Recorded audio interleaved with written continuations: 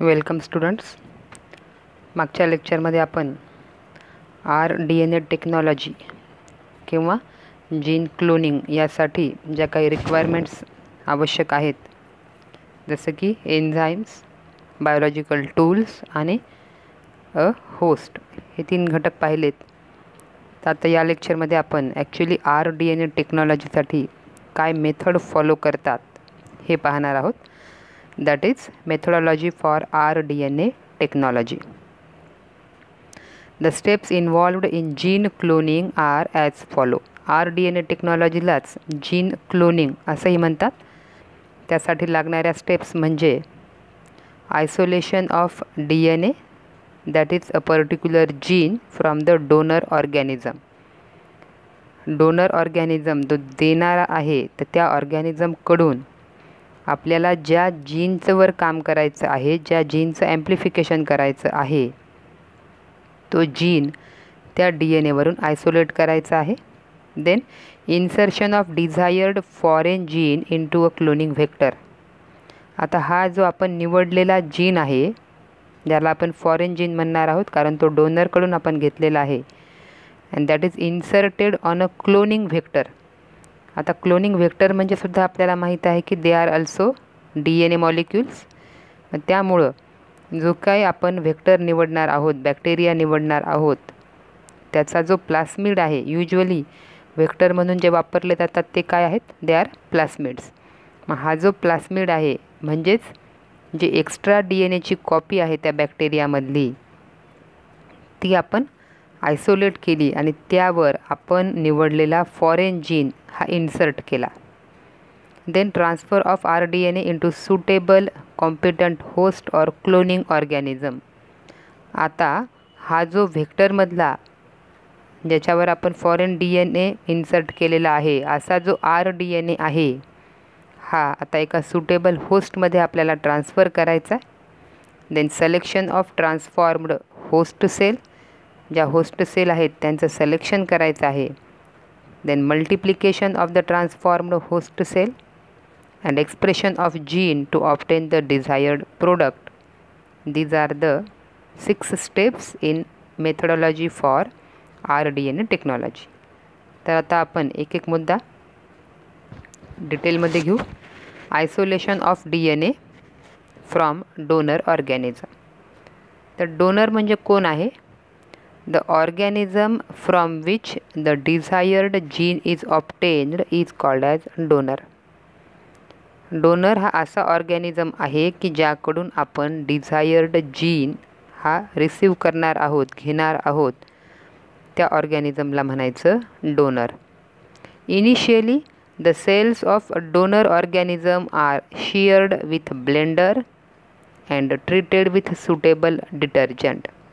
आता ही जी donor sale आहे, ज्याच्याकडनं आपल्याला पर्टिक्युलर जीन घ्यायचा आहे, ही सेल आधी कलेक्ट केली जाते आणि एखाद्या पर्टिक्युलर इन्स्ट्रुमेंटद्वारे ती कट केली जाते आणि ती डिटर्जंट केली जाते, म्हणजे जेणेकरून त्यात अदर इम्प्युरिटीज राहणार नाहीत.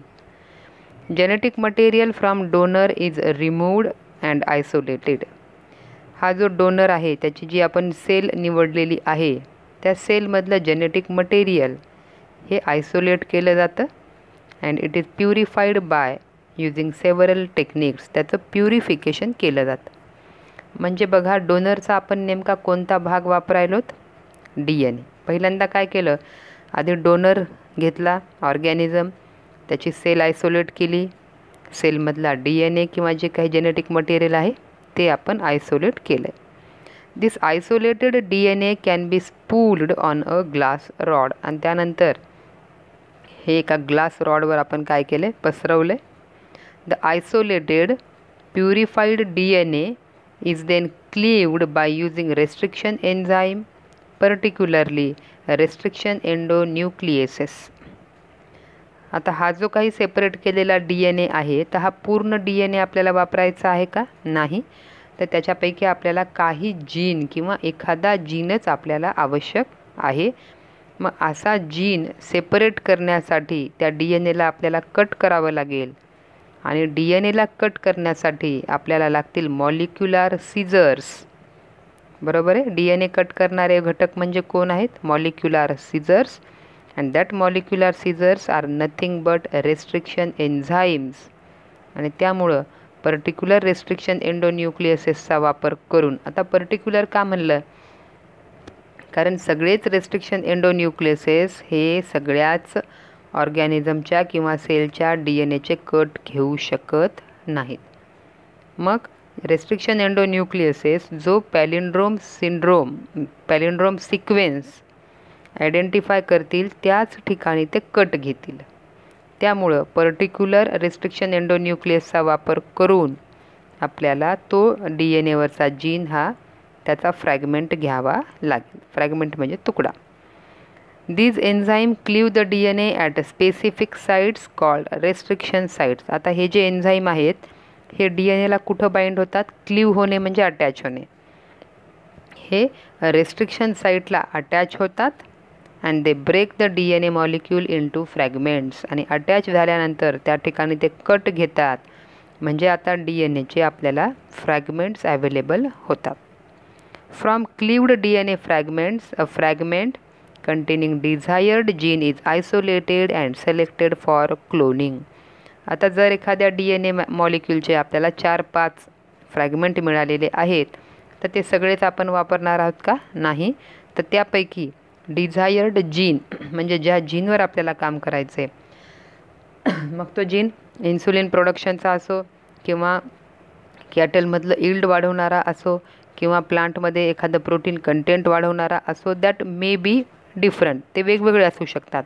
मग आपल्याला ज्या जीनवर काम करायचं आहे तो डिझायर्ड जीन हा आयसोलेट केला जातो आणि तो क्लोनिंगसाठी वापरला जातो. That is selected for cloning.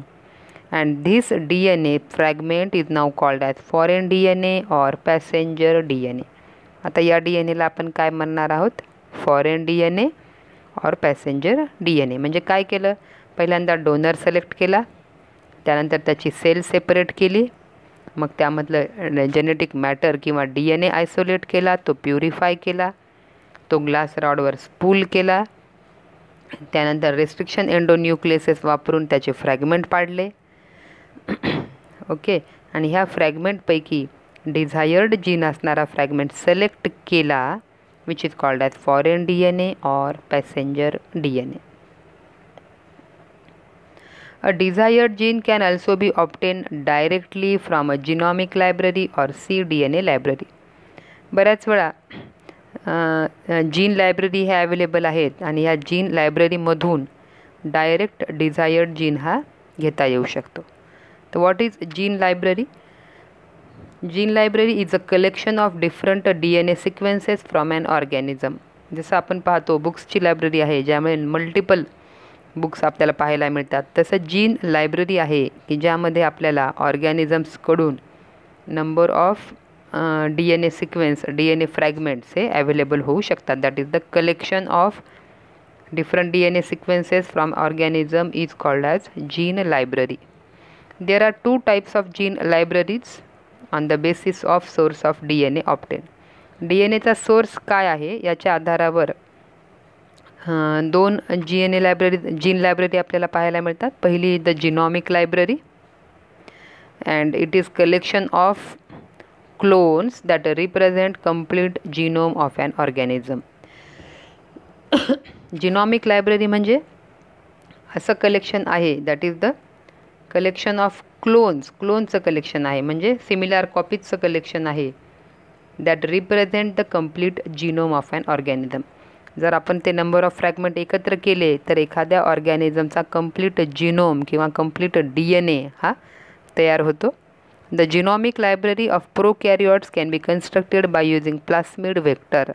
मुख्यतः जिनॉमिक लायब्ररी ही आपल्याला प्रोकॅरियोट आणि यूकॅरियोट या दोघांचीही पाहायला मिळते. तर cDNA लायब्ररी काय आहे? It represent the library of eukaryotic organisms only. म्हणजे यामध्ये जे जीनचं कलेक्शन आहे DNA फ्रॅगमेंट्स अवेलेबल आहेत हे सगळे कोणत्या ऑर्गॅनिझम्सचे आहेत? यूकॅरियोटिक. बरोबर आहे. यूकॅरियोटिक ऑर्गॅनिझम्स म्हणजे ज्यांच्यामध्ये complete nucleus membrane bound nucleus हे स्ट्रक्चर आहे ते म्हणजे युकॅरियोट्स, आणि अशा ऑर्गॅनिझमच्या DNA फ्रॅगमेंटचं कलेक्शन म्हणजे cDNA library, that is complementary DNA library. म्हणजे आता आपण फॉरेन DNA मिळवलेला आहे डोनरकडून. आपल्याला आवश्यक असणारा डिझायर्ड जीन हा आपल्याला मिळालेला आहे. पहिली स्टेप कंप्लीट.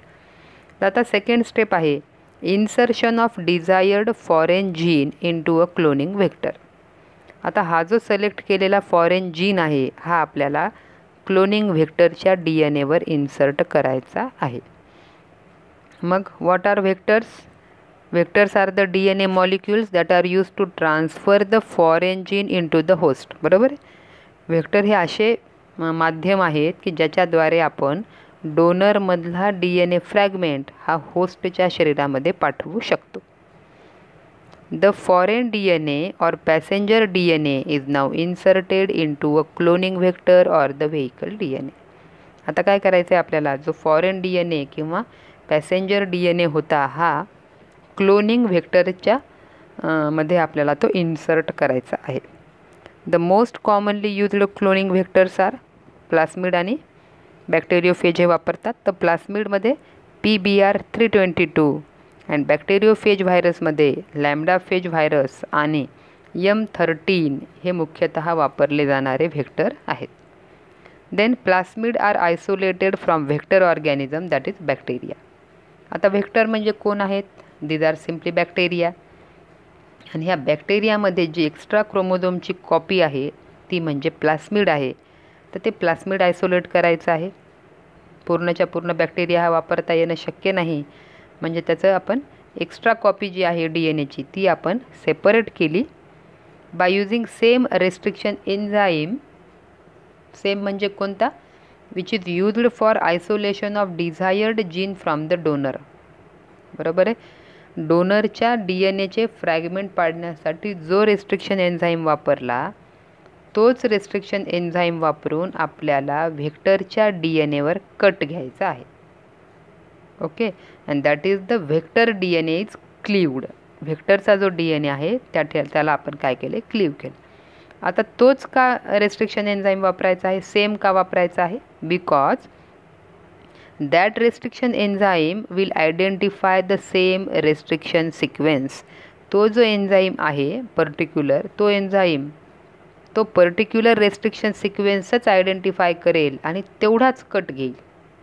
बरोबर आहे. आणि त्यामुळे तेवढी जी जागा रिकामी होईल त्या ठिकाणी आपल्याला एक्झॅक्ट त्याच मापाचा फॉरेन DNA किंवा पॅसेंजर DNA हा इझिली इन्सर्ट करता येईल. करेक्ट. त्यामुळं आपल्याला सेम रेस्ट्रिक्शन एन्झाईम वापरायचा आहे.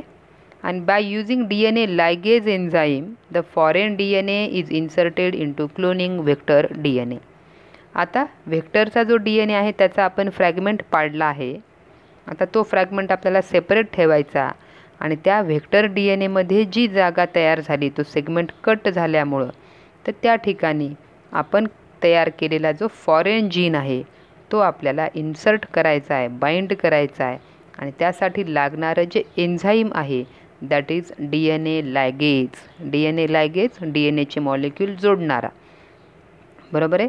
म्हणजे फॉरेन जीन किंवा फॉरेन DNAचा सेगमेंट आणि व्हेक्टर DNAचा सेगमेंट यांना जोडणारा जो एन्झाईम आहे तो आहे DNA लायगेज. म्हणजे रेस्ट्रिक्शन एन्झाईम आवश्यक आहे तसं DNA लायगेज हा एन्झाईम देखील आवश्यक आहे. नाऊ आता हा जो DNA तयार होईल that is called as rDNA. मग rDNA काय आहे?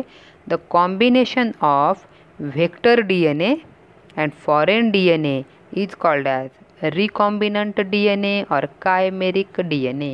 बरोबर आहे. आता व्हेक्टरचा जो काही DNA आहे त्याच्यावर आपण फॉरेन DNA बसवलेला आहे. आता ह्या कॉम्बिनेशनला म्हणायचं rDNA और कायमेरिक DNA और recombinant DNA. And this technology is called as rDNA technology. आणि म्हणून या टेक्नॉलॉजीला काय नाव आहे? rDNA technology. का? कारण ह्याच्यामध्ये आपण जो DNA तयार केलेला आहे तो कसा आहे? rDNA. तो कसा तयार झाला? व्हेक्टरच्या DNAवर आपण डोनरचा DNA बसवलेला आहे, म्हणजे रिकॉम्बिनेशन केलं आहे. थर्ड स्टेप आहे that is transfer of RDNA into suitable competent host or the cloning organism. आता हा जो तयार झालेला RDNA आहे हा आपल्याला एखाद्या पर्टिक्युलर होस्टमध्ये इन्सर्ट करायचा आहे. The recombinant DNA is now inserted into competent host cell. Usually the host is bacterium. Mostly जो होस्ट वापरला जातो तो कोण आहेत? They also bacteria. मोस्टली बघा डोनर पण बॅक्टेरिया आहेत, देन व्हेक्टर पण हे बॅक्टेरियाच आहेत कारण त्याचे आपण प्लास्मिड किंवा बॅक्टेरियोफेजेस वापरणार आहोत, आणि होस्टसुद्धा बॅक्टेरियाच आहे. Host cell take up the naked RDNA by process of transformation and incorporates into its own chromosomal DNA. आता बघा होस्ट काय करतो? होस्टसुद्धा तो आलेला जो RDNA आहे याला इझिली ॲक्सेप्ट करतो by the process of transformation and incorporate into its own chromosomal DNA, आणि त्याचा जो स्वतःचा क्रोमोझोमल DNA आहे त्यात त्याला तो इनकॉर्पोरेट करतो, ॲडजस्ट करतो किंवा मिक्स करतो. आता हे कसं काय शक्य आहे की एखादी सेल ही बाहेरून येणाऱ्या DNAला इझिली ॲक्सेप्ट करते? आपण पाहिलं होतं व्हेक्टर्सच्या कॅरेक्टरमध्ये पाहिलं होतं की त्याच्यामध्ये महत्त्वाचं कॅरेक्टर म्हणजे it can be independently replicated. बरोबर आहे. तो मार्कर जीन जे आहे त्याला किंवा त्याच्या ज्या ORI जीन्स आहेत रिप्लिकेशन ओरिजिन त्याच्यावर असलं पाहिजे की जेणेकरून होस्टच्या शरीरामध्ये गेल्यानंतर त्याचं जे रिप्लिकेशन मेकॅनिझम आहे त्या रिप्लिकेशन मेकॅनिझममध्ये हे इझिली ॲडजस्ट होतील, त्यांच्याद्वारे रिप्लिकेट केले जातील आणि इंडिपेंडंटली त्यांचं रिप्लिकेशन हे होत जाईल. आणि त्यामुळं finally the express the trait that is controlled by passenger DNA. आणि त्यामुळं काय होतं आहे, आता ह्या होस्टच्या सेलने त्याच्या रिप्लिकेशन मशिनरीद्वारे आलेल्या RDNAचं पण रिप्लिकेशन केलं, त्याच्या नंबर ऑफ कॉपीज तो तयार करत गेला, आणि त्यामुळं त्या DNAद्वारे एक्सप्रेस केले जाणारे कॅरेक्टर होस्ट बॅक्टेरियामध्ये तयार केले जातात. त्यामुळं finally they express the trait are the physical characters. त्यामुळं ह्या ज्या होस्ट सेल आहेत त्यांनी काय केलं, असे ट्रेट एक्सप्रेस केले that are controlled by passenger DNA. या RDNAने आणलेले जे पॅसेंजर DNAचं जे कॅरेक्टर होतं ते या होस्ट सेलनी एक्सप्रेस केलं किंवा निर्माण केलं. बघा समजा जर आपण एखादं प्रोटीन तयार करणारा जीन हा RDNAवर इन्सर्ट केला आणि हा RDNA एखाद्या होस्टमध्ये आपण इन्सर्ट केला, त्याच्या नंबर ऑफ कॉपीज तयार झाल्या आणि ते कॅरेक्टर एक्सप्रेस झालं म्हणजे काय झालं, त्या फॉरेन जीनद्वारे तयार होणारा प्रोटीन हा त्या होस्ट सेलमध्ये तयार झालेला पाहायला मिळेल. जर तो प्रोटीन तयार होत असेल, जो आपला डिझायर्ड जीन होता तो प्रोटीन तयार होत असेल, म्हणजे ही आपली मेथड आहे ही सक्सेसफुल राहिली. आपण पाठवलेला RDNA होस्टच्या शरीरामध्ये रिप्लिकेट झाला. आणि जर तो प्रोटीन तयार झाला नाही म्हणजे आपण केलेली मेथड ही सगळी काय झाली आहे, फेल झालेली आहे. RDNA किंवा तो फॉरेन DNA हा होस्टमध्ये रिप्लिकेट होऊ शकला नाही.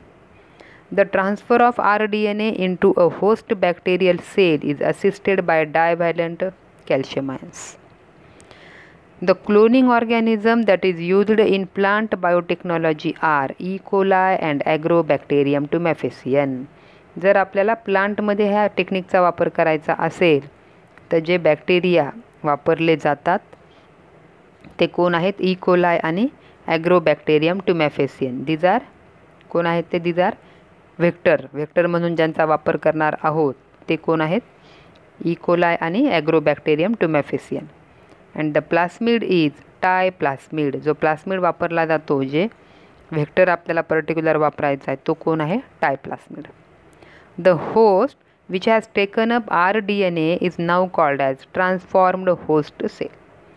बरोबर आहे. आता ज्या होस्टमध्ये आपण हा RDNA पाठवलेला आहे, ज्याने तो RDNA ॲक्सेप्ट केलेला आहे, अशा होस्टला आता आपण काय म्हणणार, transformed host cell.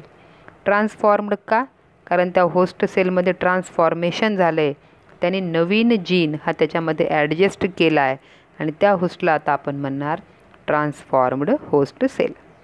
Foreign DNA can also be transferred directly into the naked cell or the protoplast of the component host cell without using vector.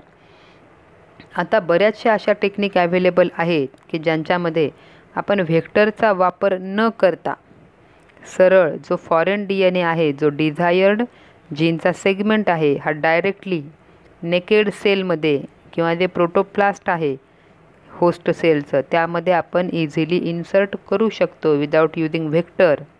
आणि त्या टेक्निक म्हणजे the techniques like electroporation, micro injection, lipofection, shotgun, ultrasonification and biolistic method, ज्याच्या वापराद्वारे आपण व्हेक्टरचा वापर न करता RDNA न बनवता डायरेक्ट फॉरेन DNA हा होस्टच्या शरीरामध्ये पाठवू शकतो आणि त्याच्या नंबर ऑफ कॉपीज ह्या ऑब्टेन करू शकतो. So this is about third step. बघा या ठिकाणी पण शॉर्टमध्ये पाहता येईल. पहिली जी फिगर आहे डोनर सेल आहे आणि ह्या डोनर सेलमध्ये न्यूक्लियस आहे. जो न्यूक्लियस ए मेथड म्हणजे तो न्यूक्लियस काय केलेला आहे, सेपरेट केलेला आहे. त्यातलं जेनेटिक मटेरियल हे सगळं आयसोलेट केलेलं आहे आणि ह्या जेनेटिक मटेरियलचे किंवा ह्या DNAचे वेगवेगळे आपण रेस्ट्रिक्शन एन्झाईमद्वारे फ्रॅगमेंट पाडलेले आहेत. बघा आयसोलेशन ऑफ डिझायर्ड DNA डोनरकडनं घेतला, सेपरेट केला. नंतरची step enzymatic fragmentation by restriction enzyme. Restriction एन्झाईमचा वापर करून DNAचे फ्रॅगमेंट पाडलेत आणि त्या नंबर ऑफ फ्रॅगमेंटपैकी टार्गेट DNA किंवा टार्गेट जीन हा सेपरेट केला. हे झालं डोनरकडून, करेक्ट. आता ह्या DNAला आपण काय म्हणणार आहोत, फॉरेन DNA किंवा पॅसेंजर DNA. आता व्हेक्टरकडे बघू. व्हेक्टर हा प्लास्मिड असू शकतो किंवा बॅक्टेरियोफेज असू शकतो. जर तो प्लास्मिड आहे तर तो पण आपण काय केलेला, आयसोलेट केला, सेपरेट केला आणि त्याच्यावर सुद्धा एन्झाईम रेस्ट्रिक्शन एंडोन्यूक्लियसेसद्वारे एक फ्रॅगमेंट पाडला किंवा कट पाडला आहे. ठीक आहे, तो आहे व्हेक्टर DNA.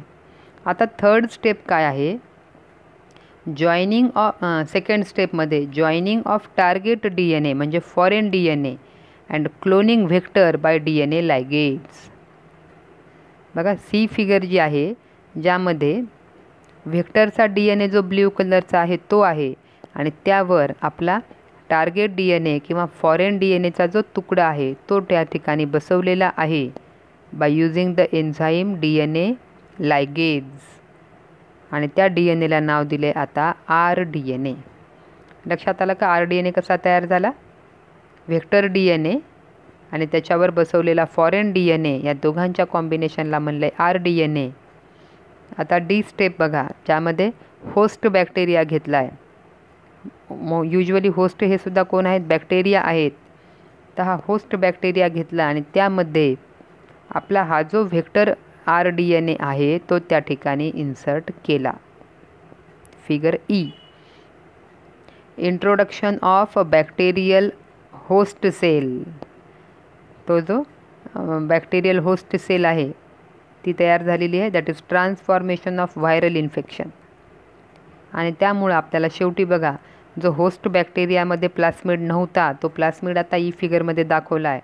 आता या होस्टला आपण म्हणणार transformed host cell containing RDNA molecule.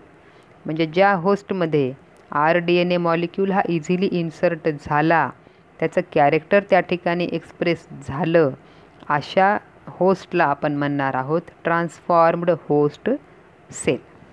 So these are some steps. आपण 3च स्टेप पाहिलेले आहेत. तर पुढच्या व्हिडिओमध्ये आपण उर्वरित ज्या काही राहिलेल्या स्टेप्स आहेत त्या पाहणार आहोत. Till then, solve this question and thank you.